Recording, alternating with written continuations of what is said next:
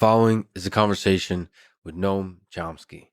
He's truly one of the great minds of our time and is one of the most with Noam Chomsky. I apologize for the absurd philosophical question, but if an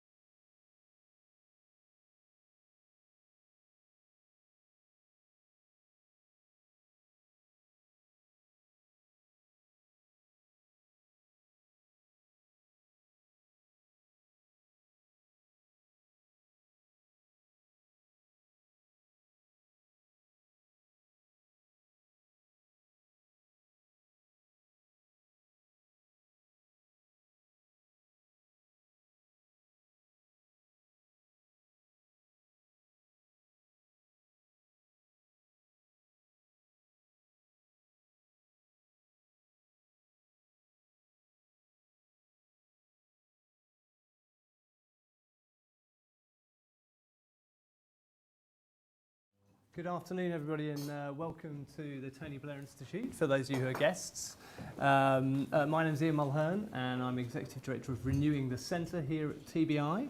And I'm delighted to welcome you all and those of you joining on our live stream to this sort of lunchtime-ish special event. And we're delighted to be hearing from Professor Robert Shiller about his new book, Narrative Economics. Now, Professor Shiller will be known to many of you as one of the most influential thinkers in the world. He was awarded the Nobel Prize in Economics in 2013 for his work showing how the value of asset prices fluctuates, reflecting the often irrational beliefs of investors about their future path.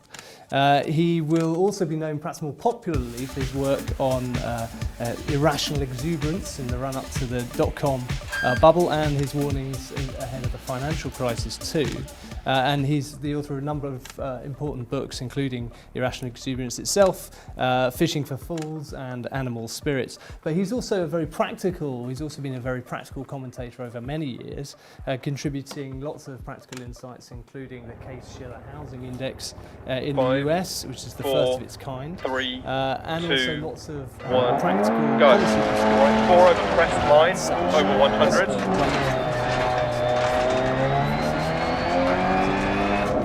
To use finance to really benefit people in their everyday lives.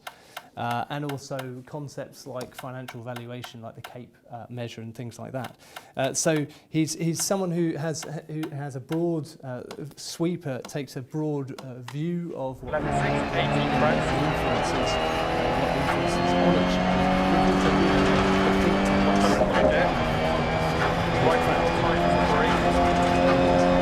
so his latest mid over 2 crests, right 6. Some good bookshops now. We've been all of them come October, as I understand it. And he's going to be shedding light. He sheds light in the book on 4 over pressed line, over 100. And indeed, 680 crests.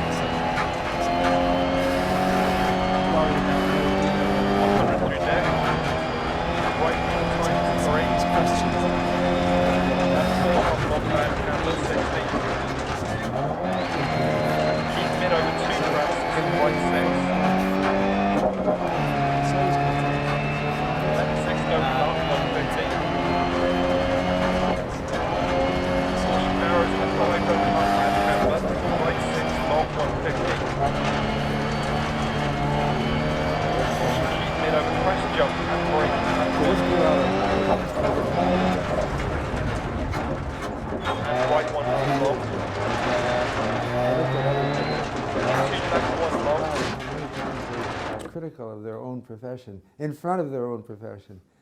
But I'm not that critical. I'm suggesting things that economists don't do that they could do.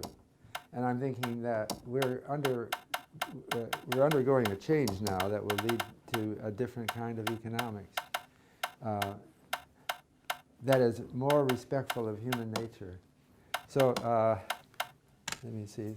So I'm going to talk about what I mean by narrative economics. Then 5, talk about 4, medical epidemiology, 3, which I think 2, provides a model. 1,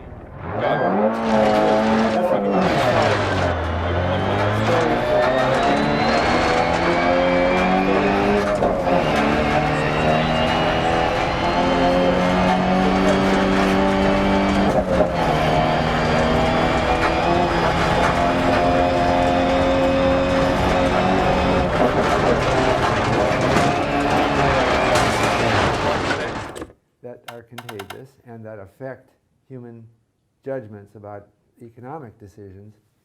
But that what was that? I just lost my train of thought. The economics narratives are like diseases, like influenza, for example. It's an awful way to do this, to say this, but they're contagious and they follow epidemic models, and then they die out eventually, as happens with disease epidemic, unless there's a mutation or an environmental change. So influenza is not one disease, it's many diseases with a similar structure. Same way we'll see perennial narratives.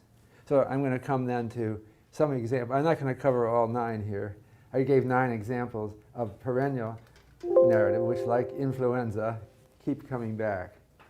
That is a concept that is, I think, totally absent from the economics literature. There is something in the literature department that will talk about basic stories. There are people who write, like Andrew Tobias wrote the 7 fundamental stories for all literature. It's controversial, but I'm onto that wavelength here. And then talk about the future, which I think is something that I don't control and own, but I'm predicting that there will be more attention to this. So that's my book. The difference between behavioral economics and narrative economics. Behavioral economics is about psychology, it has a method adopted from typically method adopted from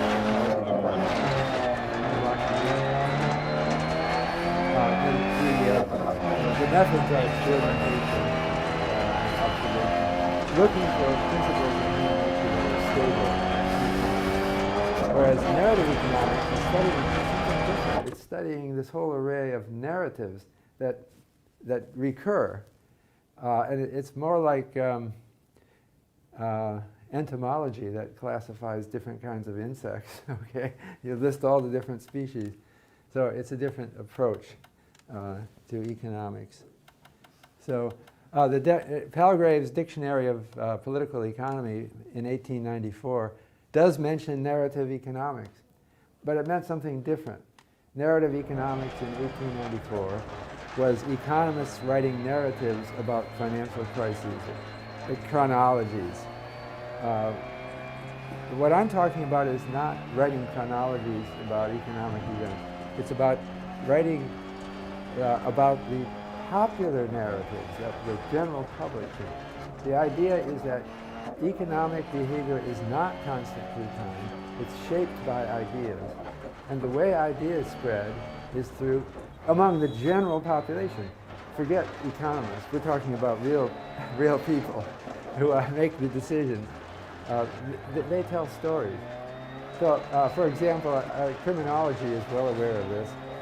One criminologist was saying that trying to understand how criminals think. That's part of what. So he visits a jail or prison and has the opportunity to interview prisoners. So he tries out at first, asks the prisoner, "What is your philosophy of life?" and gets a blank answer. They're not articulate. They can't describe their philosophy of life. They're just not thinking in those terms. But a better way is to say, "Hey, that prisoner over there, what's he in for? And then they love to tell, they know every prisoner's story. And when you listen to his story, it's a human story.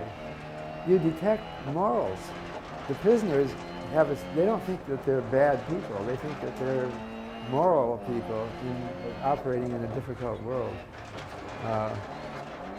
So that's how ideas about economics spread among the general population. And some narratives occur in constellations.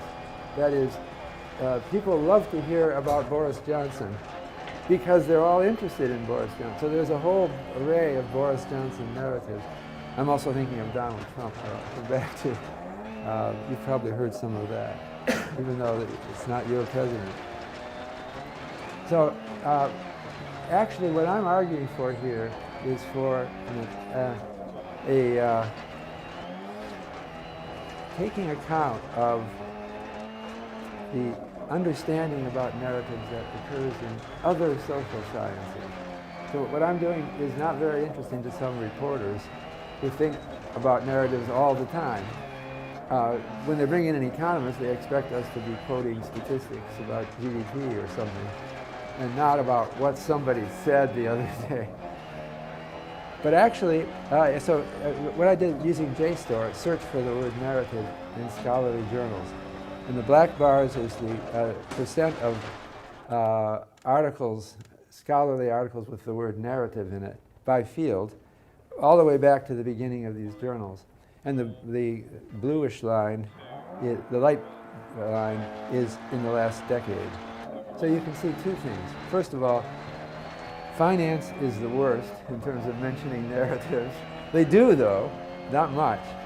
And economics is the second worst. Also, every single field is growing in their attention to narratives. This is as percent of the articles, so it's not affected by the size of the literature. And I think that, I think that has partly to do with the availability of data in terms of digitized text and ability to search and do natural language processing. I think it is a revolution that's starting. The profession depends on data, and the data in 1930s in the Great Depression, we got the first data on unemployment rates, GDP, stock price index. Well, they were a little earlier, but the data changed, and we changed in response. That's a healthy response to the data. Also, I wanted to say that I called my book An Adventure in Consilience. I took a little worried about that someone might make fun of this, but maybe you don't know what consilience is. The term consilience was coined by William Whewell, who was a professor at Trinity College, Cambridge, in the 1740s, thereabouts. It means the unity of knowledge. He was a philosopher of science. E.O. Wilson, a biologist, wrote a book called Consilience in 1998, which influenced me, saying that you can't, professions tend to home in on a certain methodology, and it becomes narrow with time, and they don't see all the ramifications. They have to be listening to other fields. So I ended up studying reading literature, a lot of literature, like, for example, the medical literature. So I think that we have to think of ideas as, in many cases, epidemics. So this is an actual epidemic. This is the Ebola virus, a single outbreak of the Ebola virus. It's not everywhere, it's certain places where, for some reason, the environment suddenly changed and favored Ebola contagion. Or I don't think it was maybe it was a mutation in the disease. But in Lofa County, Liberia, these are weak numbers, the epidemic was growing and growing, and then it comes down and disappears. Now, this was partly due to Doctors Without Borders that came in and helped them. But even if they hadn't, they would still follow this trajectory, and that's what epidemiology studies. So I'm going to apply that to economics. This is a couple of epidemics that you may have heard of. First one is bimetallism. It follows, it looks like an epidemic curve. So it started out in the 1870s, and it was just growing. It wasn't weeks, it was years. But In 1894, there was a London conference on bimetallism. You can read it, it's on the web, their conclusions. But it was biggest, I think, in the United States. And then it faded away. And what is bimetallism, by the way? You don't need to know that. But it is a theory that there should be two coins, silver and gold, whereas the pound sterling at this time was just gold, although they had subsidiary coins. That's not, the point is it's an epidemic. And if you go back and read newspapers at that time, some people observed everybody's talking about bimetallism. And it was accused, they were accused of stupidity. They were insulting each other. It was a polarization of society along this. You might find that hard to imagine. But it looks like the polarization we are observing with Brexit today. And it was geographical. In the United States, it was the rural areas. And the cities were all for the gold standard. Coming out, and again, we come to Bitcoin. It looks to me just like bimetallism repeated. It's both about the money supply. It's both supposedly a resoundingly good idea that you'll never understand unless you're a young person today. And everyone, you've noticed this, right? There's lots of technical innovations, but something went viral on this one. It had something to do with the story. Satoshi Nakamoto supposedly invented this, but nobody can find him. What a neat story. And it keeps coming up with imposters claiming to be him. And it has other kind of appeal, which I could talk about. So this is I'm going to have to not spend much time. This is the most famous original epidemic model by Kermack and McKendrick in 1927. And it led to a literature almost 100 years about, there's many variations on this model. But it's called a compartmental model. There's three compartments: susceptibles, infectives, that's I, and recovered, R. And in this story I'm telling, this disease is never fatal. You become immune for life after you've had it.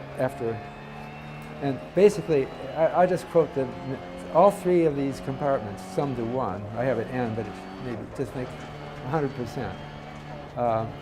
Look at the middle equation. The change in the number of infectives.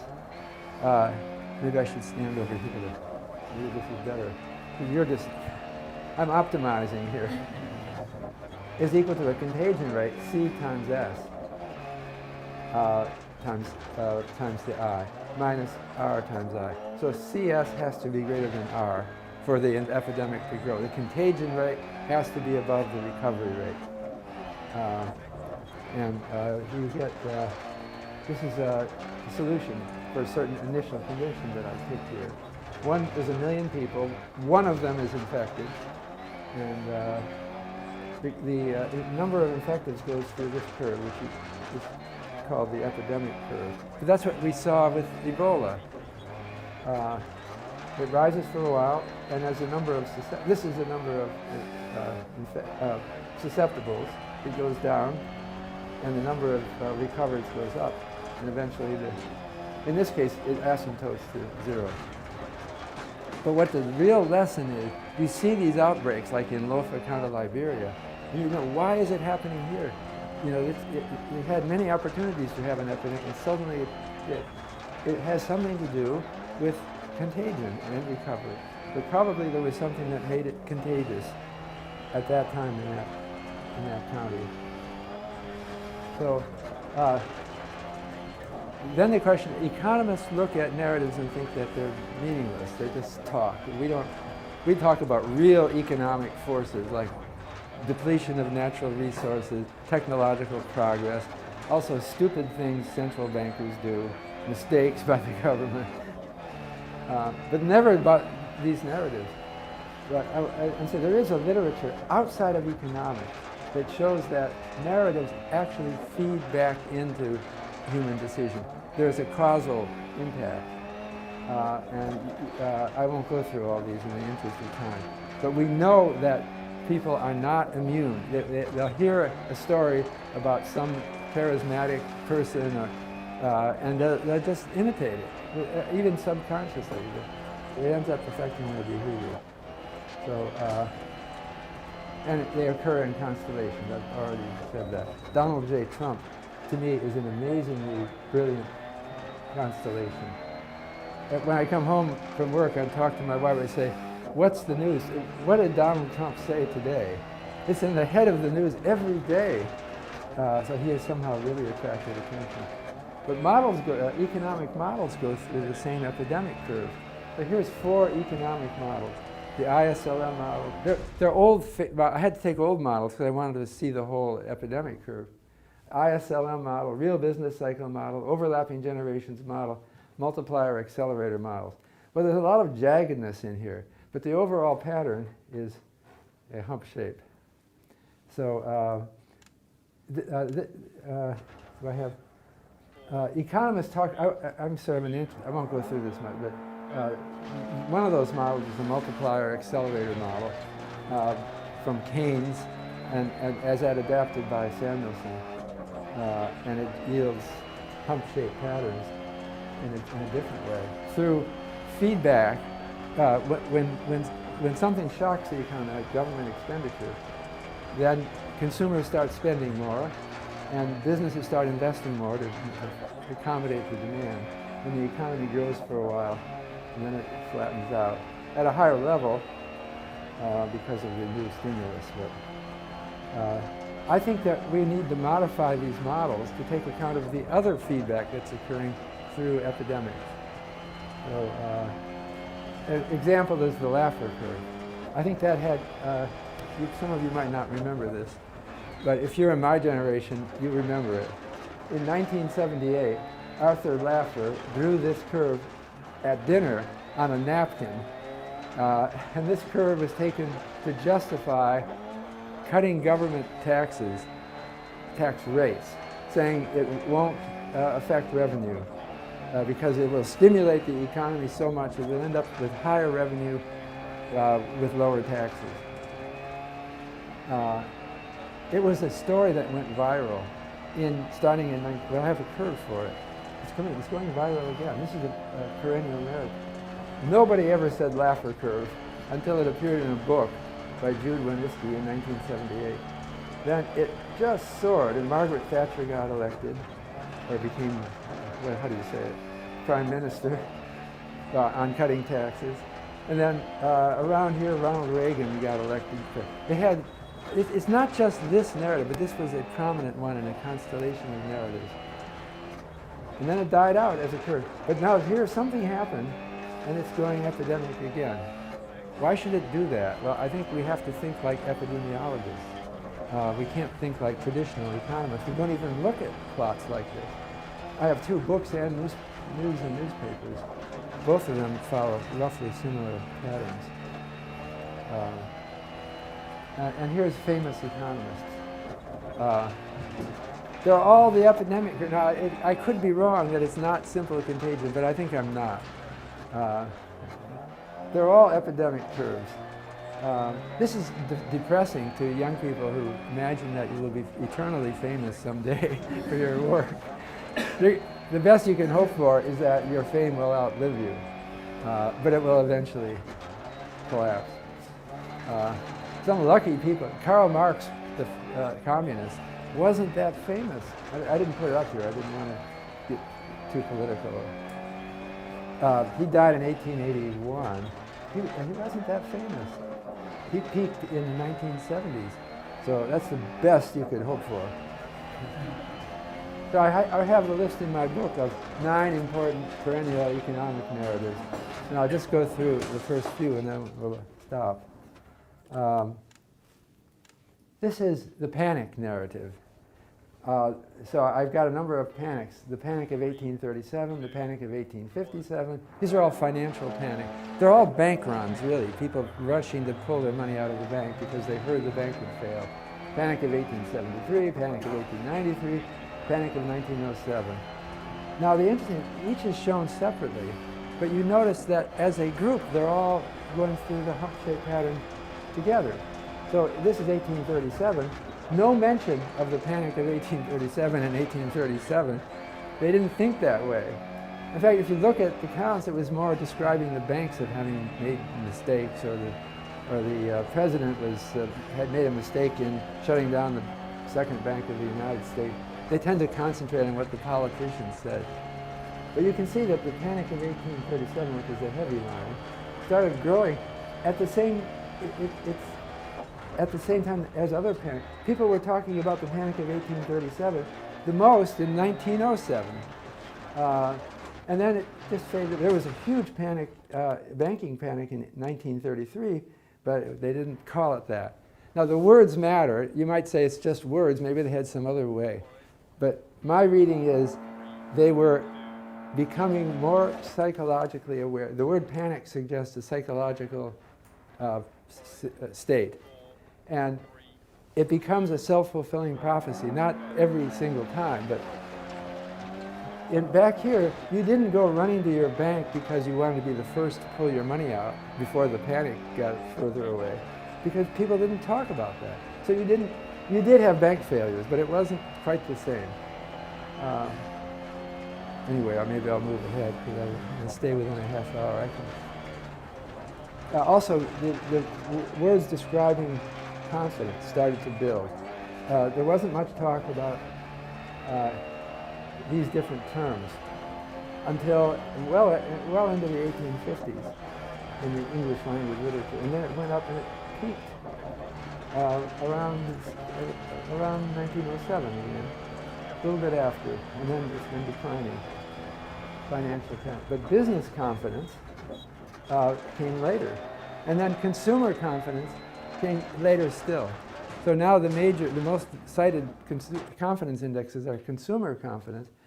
We're thinking that consumers will stop buying and will cause a recession.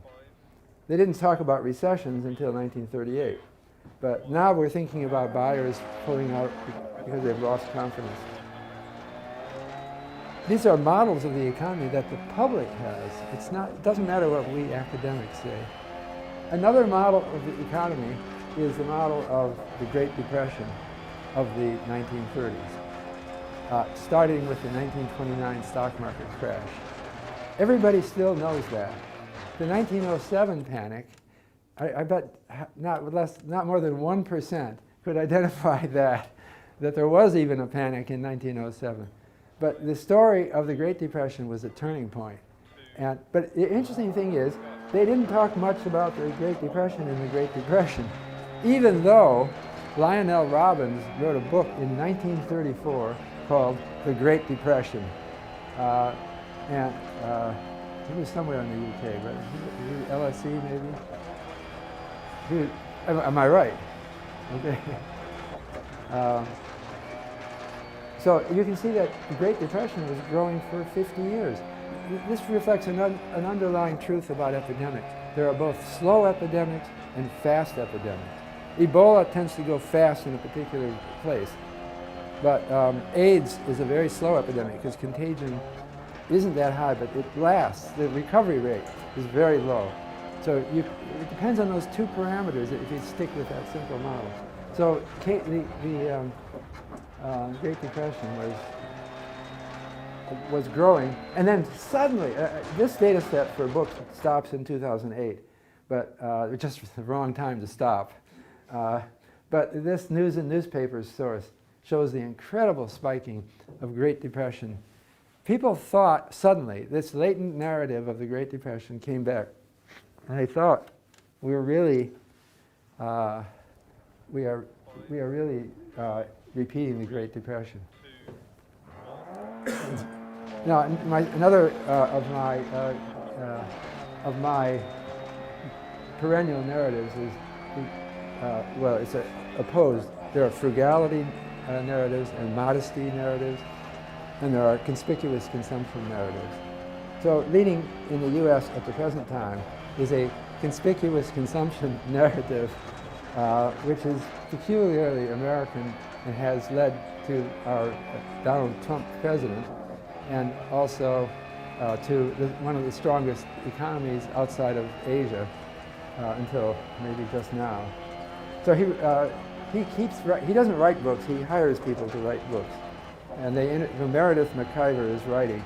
but she's good. Nobody could do, this is Donald Trump type words. She interviewed him, she knows what he's thinking. So I find it amazing that he would talk like this.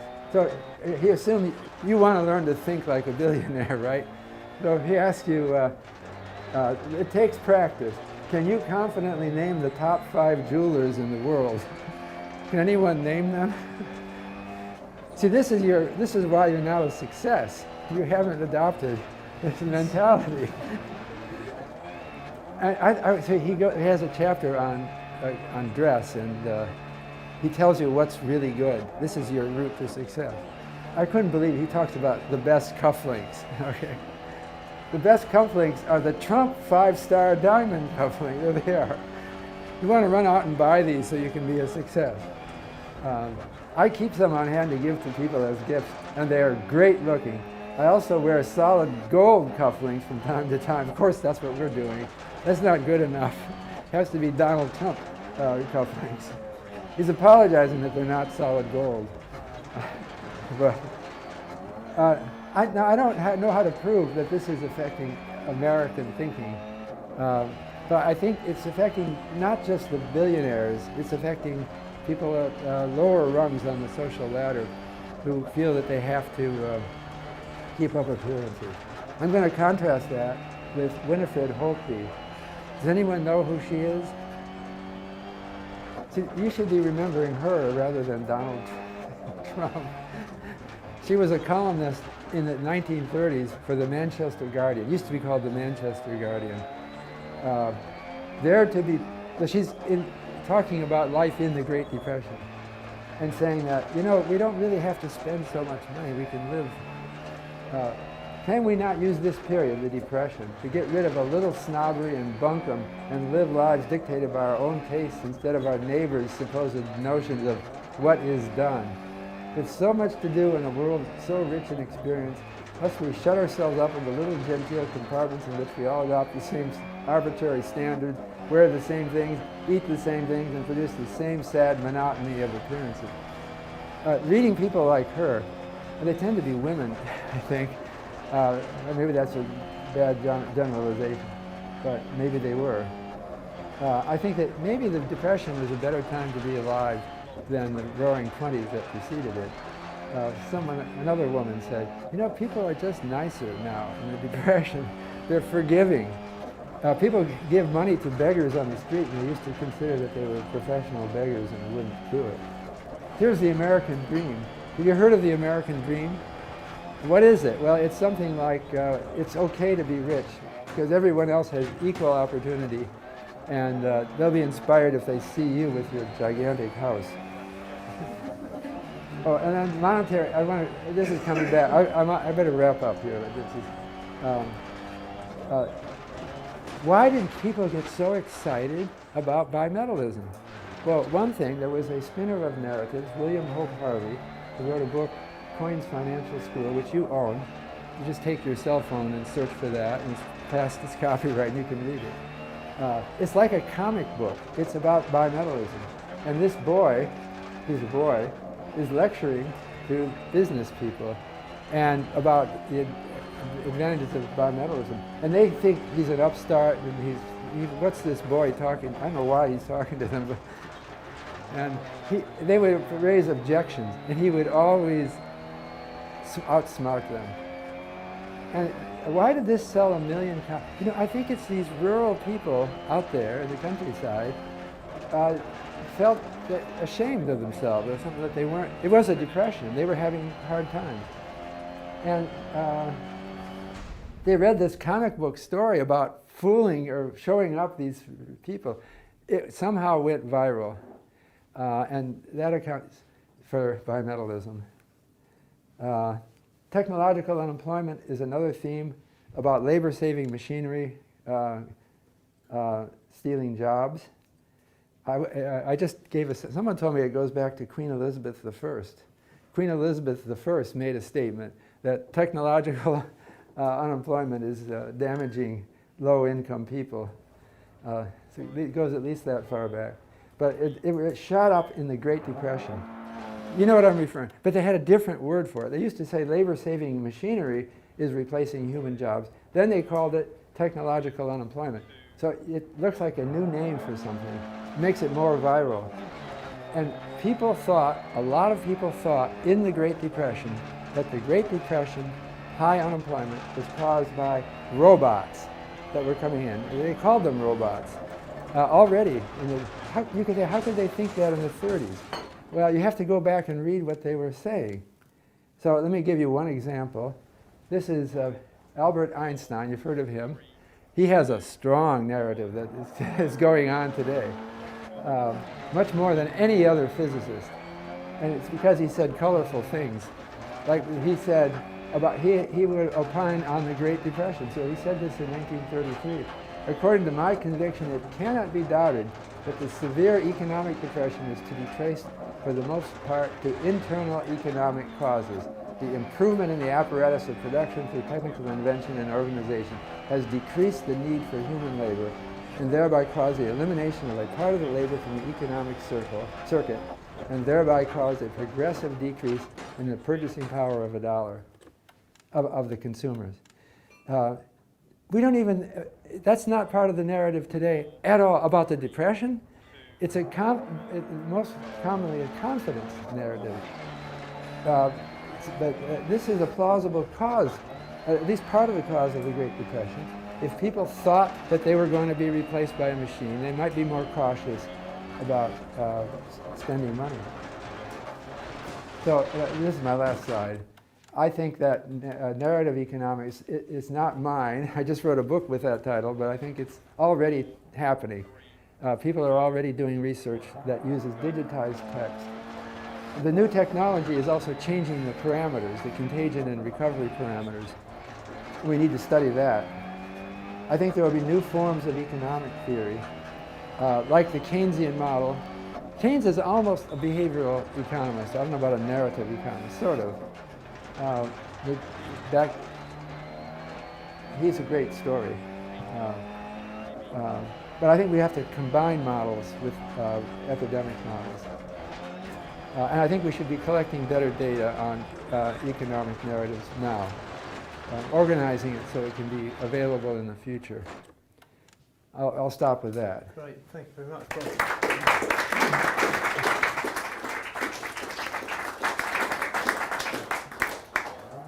Thank you, Bob. Okay, before we open it out to a bit more of a broader discussion, now, I wondered if I could push you a bit on the implications for sort of policy and what you kind of see as, well, how you hope this agenda might be progressed, because I guess that you could see the idea of being aware of the impact of narratives and their importance as just something that's useful for economists to be more aware of. But you could go all the way to the other extreme of saying, if we could sort of build this into our forecast better, maybe there's something we can